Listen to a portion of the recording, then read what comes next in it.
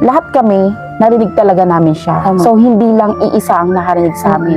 Sa mundo ng mga taong may mga pangyayaring mahirap ipaliwanag. Kasi iniisip ko na ano kayo pwedeng mangyari sa amin. Ganun. Mga misteryo o kababalaghan na walang makapagsasabi kung ito ay totoo o katang-isip lamang. Something will happen. Tama. Masama ang pwedeng mangyari sa'yo. At sa aming pag-i-explore, may mga karanasan din kaming mahirap ipaliwanag. Umuwi siya ng bahay nila. Pag uwi ng bahay nila, bigla na lang siyang humiga. Nakarinig ako ng tugtog. Para siyang banda. Baka yung atros yun. Pag nag-hunted exploration ka ba, natatakot ka pa rin ba? Siyempre naman.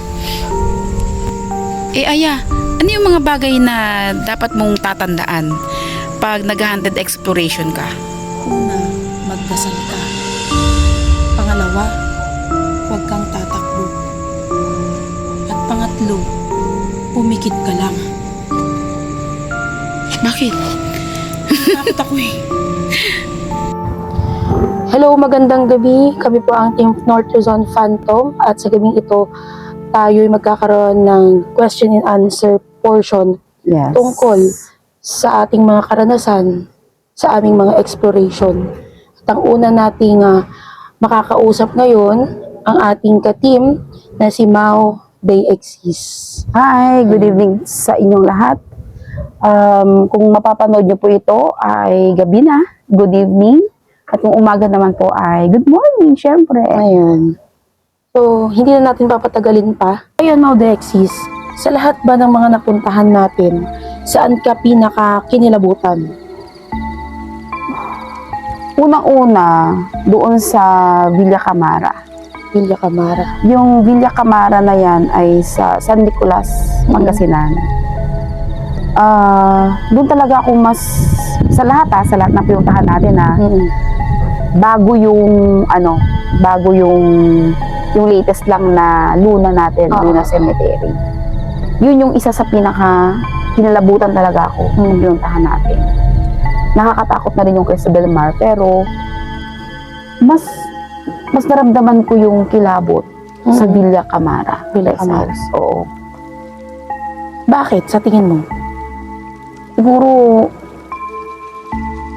dahil nga yung area is isolated, unang-una sa lahat. Isolated. Nung papunta pa lang tayo, yung kaba ko kasi doon, iniisip ko kasi kung safe ba tayo. Kasi nga, ano siya uphill. So, medyo pataas na siya, parang pabundok. Bundok na yun actually, no? Bundok na siya, oo. And then, pagdating kasi natin doon, nakaka-amaze kasi ang ganda. Totoo naman. Oo, ang ganda niya. Pero kasi yung na-experience kasi natin nung gabi na, yun kasi yung tumatak talaga sa isip ko. Hanggang sa ngayon, pag naalala ko yun. O yung nakarinig tayo ng chime. Yung tumutunog. So, yung nung time kasi na yun, siyempre, aware tayo na once nakarinig tayo ng tumutunog na bagay na maganda sa pandinig. Actually guys, explain ko lang, no. Dito kasi sa amin sa La Union ay meron kaming tinatawag na, ewan ko sa ibang lugar kung merong ganito, kung merong Atros. Oo, yung tinatawag naming atros. Pwede nyo siyang i-search guys. I-google nyo or para magkaroon kayo ng idea kung ano yung atros. So, nung time na yun, nung nagpunta tayo sa Villa Camara, habang nag-i-investigate tayo dun sa likod na part, guys, hindi lang isa sa amin ang nakarinig. Kumbaga, lahat kami, apat ba tayo nun? Apat kami, yung team namin, Team North Luzon Phantom. Lahat kami, narinig talaga namin siya. So, hindi lang iisa ang nakarinig sa amin. Kaya, yung kaba ko nun, hindi lang para sa akin Kasi, guys, ko ako lang, kaya ko pa siya. Pero, inisip ko kasi, meron akong mga kasama. So, 3 babae, di ba? Oo, 3 kaming babae, isa lang yung lalaki na kasama namin.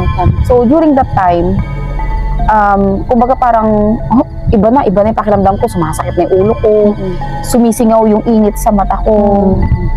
Parang hindi ko ma-explain kung yung mararamdaman ko, parang akong naduduwal, na hindi ko na maintindihan kung yung nararamdaman ko. Siguro dahil nga kinakabahan na ako.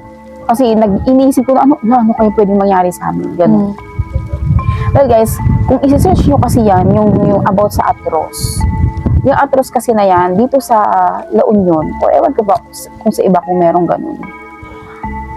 Pag narinig mo kasi yan, yung tumutunog na yan, pag narinig mo kasi yan, halimbawa nasa loob ka ng bahay, and then narinig mo yan, yung tumutunog na magandang music kasi yan na parang ang nagbibigay siya sa'yo ng, na iniengganyo ka niya, na makinig, tapos hanggang sa silipin mo na siya, hanggang sa lalabas ka na ng bahay mo. Ang kasabihan kasi ng matatanda dito sa amin, once na tumunog yan at lumabas ka, nakita ka nila, something will happen. Tama. Masama ang pwedeng mangyari sa'yo. So, isa nga yung kwento ng experience ng great grandfather namin. Nagtatrabaho kasi sa bukid yun. And then, yung nakarinig siya ng ganyan, yung atros na tinatawag. Nakarinig siya ng ganyan, umuwi siya ng bahay nila. Pag uwi ng bahay nila, bigla na lang siyang humiga. Yun, bigla na lang siyang humiga. Tapos nagkasakit na, diretso na yun. Tapos ang kwento niya, sa lola-lola namin, nakarinig ako ng tugtog. Para siyang banda. Napakagandang pakinggan. Sabi niya, sabi ng lola ko, baka yung atros yun. Yun, guys. Hindi lang naman yung lolo namin yung naka-experience nun. Marami pang naka-experience nun dito sa amin. Actually, dito lang ba sa La Union yun? I think, kahit naman saan, pwede siyang mag-appear. Kaso kasi yung iba kasi guys hindi sila aware na yung narinig na pala nila yun, yun na po yung tinutukoy natin na atros. So ito disclaimer lang pero based din kasi sa mga research na ginagawa namin, yung atros kasi, di ba, isa siyang mga element na parang banda na kung saan nagpo-produce nga sila ng good music. Ngayon, ang catch doon, once daw na malakas ang tugtog ng music nila or ng combo nila, ibig sabihin, malayo sila. Tama ba? Pag maririnig mo siyang malakas. So, ibig sabihin, malayo siya. Pero once na narinig niyo siya ng napakahina lang, ibig sabihin, malapit lang siya sa'yo. Katulad yung nangyari sa Atin sa Kamara, di ba? Oo. Napakahina niya. Kaya doon talaga makikita doon sa video na talagang inilabutan ako doon. Kasi aware ako sa idea na pag mahina, malapit lang siya. Oo. So ako, ang una kong sinabi sa kanila, maghanap tayo ng sisilungan. Ayun, so panoorin natin to. Ito may tumutunog. So, narinig. Parang chime. Hindi narinig yun? Kung naririnig niya, pero parang may naririnig kami parang chime.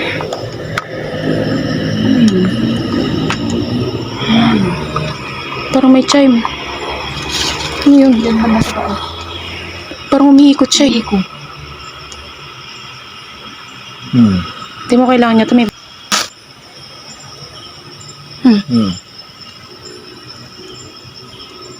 Doon kaya tayo sa may bubong.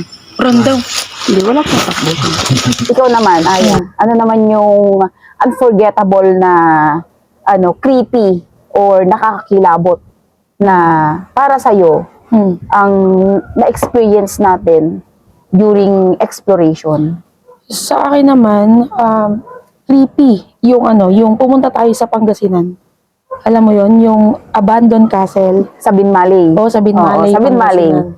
Kasi alam nyo guys, pagdating namin doon, tahimik talaga siya. Kasi yung castle na yun, malayo sa kalsada. Kumbaga, dinidevelop siya, pero putol na yung kalsada, then lalakarin mo na siya.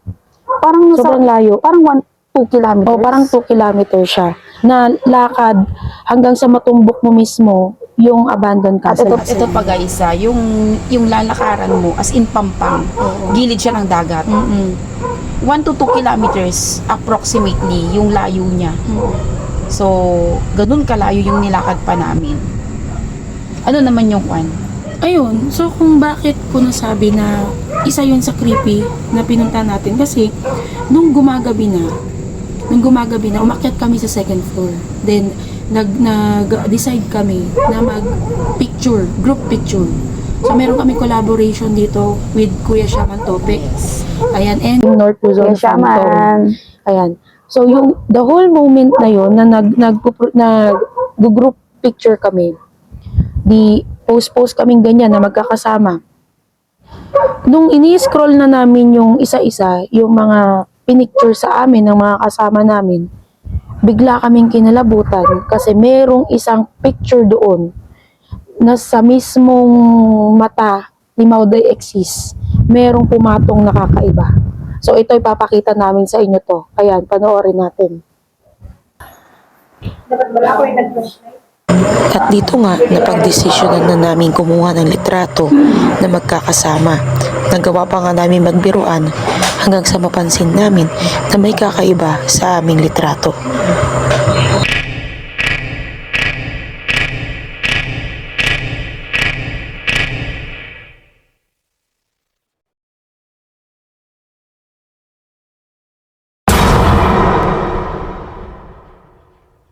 Nagmukhang habit. Uy, tara na. Sino? Charis. Pati na. Uy, ba't ganun? Patingin? Tignan mo, kuya. No. Uy, hallelujah. Kalakuan. Hallelujah, hallelujah. Hallelujah. Wait lang. Huwag kayong tatakbo. Huwag kayong tatakbo, grabe. Ingat, timaw na ka na. Walang tatakbo. Hop! Dandan lang. Walang tatakbo ah. Relax lang. Relax lang. Ba't ganun? Sa'yo pa talaga? Patingin. Guys, grabe guys. Ba't ganun? Nag-picture kasi kami. Nag-picture kami guys. Pero tingnan nyo naman. Kasi kung titingnan mo. Tingnan nyo. Normal naman. Paano na-detach naman sa lamin? Hindi ah. Di sana patulong sa Iba akin. yung flash eh. Iba yung pagkakaano. Kita yung mata. Ang tapang. Parang tumigat ka. Yan, may ganyan bang dilat? Tingnan mo nga. Parang may tao ko na. Ano, ba't ganun? Kulay gray. Yung mata niya. Ano yan, kuya? Tingnan mo naman. Parang may pumatong. Ganun. Ano, yan na. Ate, yan na. Oh. May pumatong na mata. Hindi sa akin yan. Ayun o. Kulay gray. Oh, tatlo po ba? Ang lalaki ulo Ang ko. pangit eh. Grabe, ayan mo muna, i-close mo. So, ayun na nga. Doon na kami, kumbaga para bang, nag-ano na, ano yun? Iniisip na namin agad kung dahil lang ba sa kuha ng camera namin, hindi naman namin agad ma-edit yun dahil on the spot namin tinignan yung aming picture. Kumbaga ni-review namin agad. So, doon pa lang, nagkaroon na kami ng idea na hindi naman edited. Kasi nga, lahat kami on the spot, pag-review namin, nakita namin na iba talaga yung pumatong sa mata niya.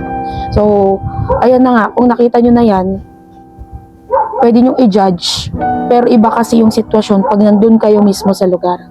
Oo. So, yun. Actually guys, kami rin, tinatry din namin i-debunk yung mismong kuha na yun. Kasi pwedeng, ang tawag doon sa yung mga... Glitch lang, ganun. Pwedeng glitch Oo. Or dahil sa camera.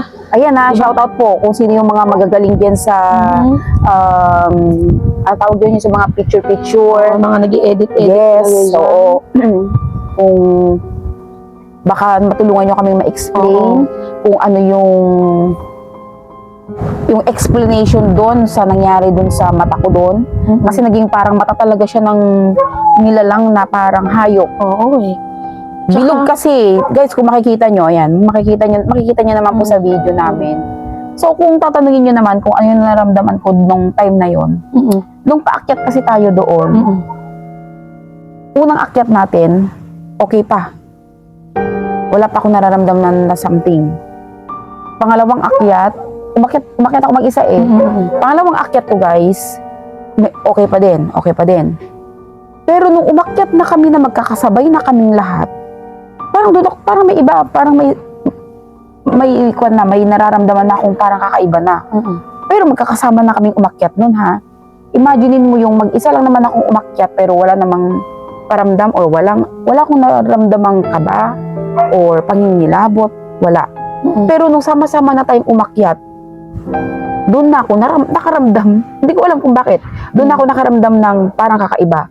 Umiinit, nagsisimula sa sikmura ko yung init.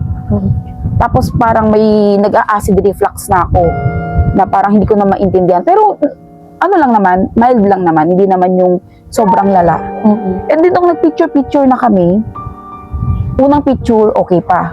Pangalawang picture, okay pa.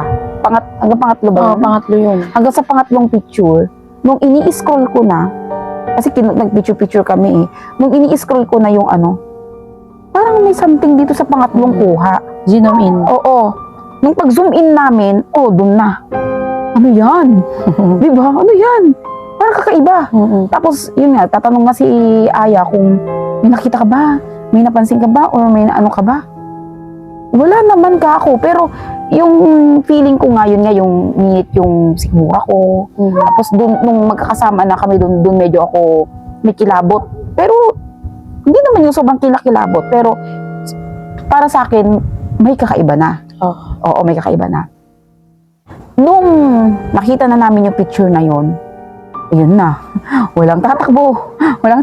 May nagre-rebuke na. Oo, may nagre-rebuke na kasi syempre hindi namin alam kung ano yung pwedeng mangyari sa amin doon. So syempre unahin natin yung yung Safety natin. kaligtasan, yes. Kasi hindi natin alam baka mamaya biglang may diba? Bigla na lang akong manakal na ganun. Kaya nga eh. Pero syempre guys, pag ganung pangyayari, no? Relax lang. Syempre, prayer. Face of prayer. Tama. Then, eto na guys, yung hanggang sa nagdesisyon na kaming umalis sa lugar na yon. Mga alas 12 na yun, no? Alas 12 na yun. Oo, alas 12 na yun guys. And then, Lakarin pa ng malayo. Kabalik. Oo. Imagine mo guys, alas 12 ng gabi, naglalakad kami sa gilid ng pampang, na ang naririnig lang namin ay malalakas na agos ng alon. Ampas ng alon lang yan. So, medyo creepy talaga siya. Habang naglalakad na kami, pinapakiramdaman ko pa rin yung sarili ko. Iniisip ko ba din, ano ba yung pumatong sa mata ko? So, kailangan bang i-explain? Kailangan bang yung tanong ko noon, iisip, paranormal? Ganon, paranormal ba yun? O may glitch lang na nangyari sa Sa camera.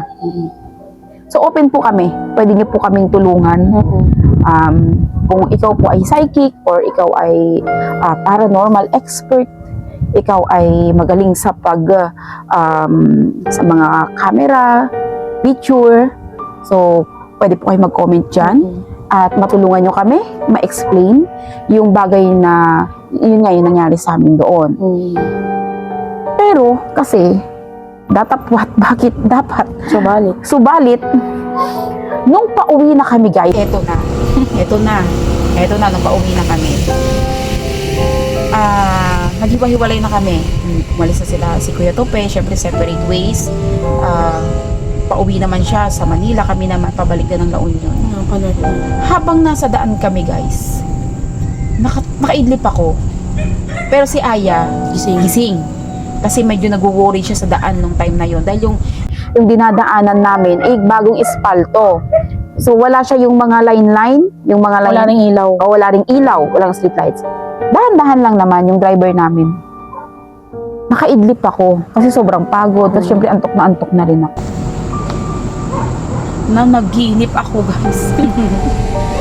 Saglit lang yun guys. Parang naidlip lang talaga ako. Naidlip lang. Hindi siya totally tulog. alam mo yung parang pumikit lang ako and then suddenly parang panaginip siya. Dinaan siya sa panaginip.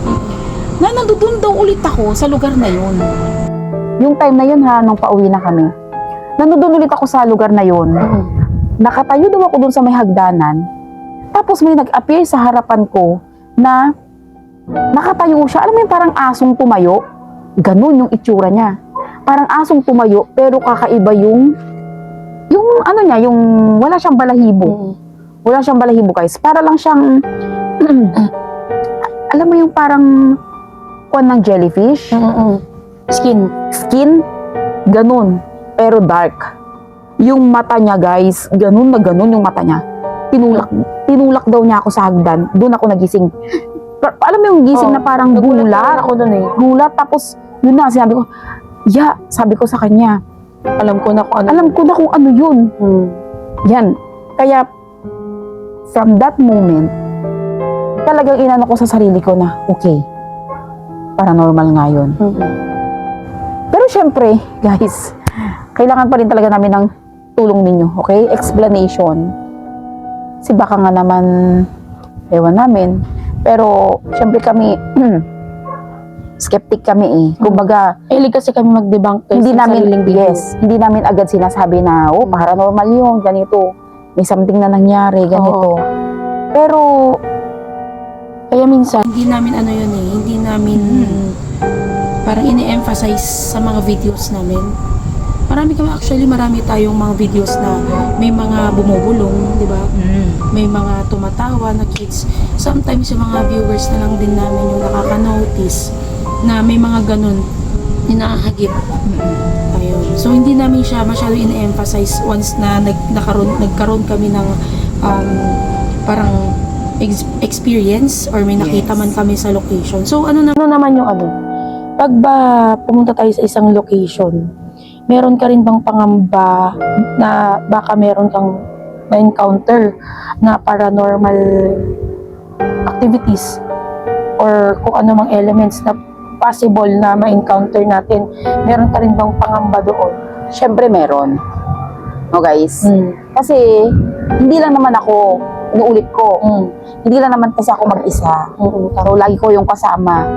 Hindi natin alam kung hanggang saan yung energy na kakayanin mo. O yung tinatawag na naturalesa. Naturalesa, oo. Hindi ko alam kung hanggang saan yung kakayanin mo. Kasi, di ba nga, marami rin nakaka-experience sa mga nag-ghost hunting din. Nag-hunt and exploration din na kagaya namin.